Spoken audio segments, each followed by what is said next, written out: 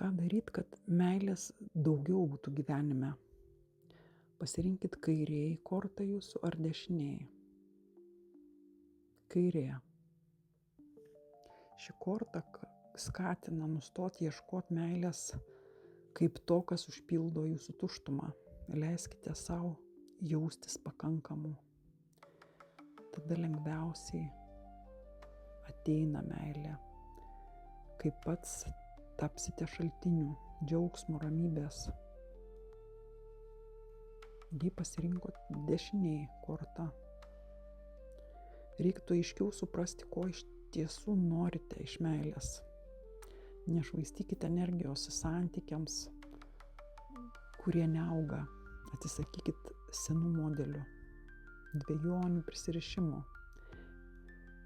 Meilė atsiras, kai judėsit su augimu.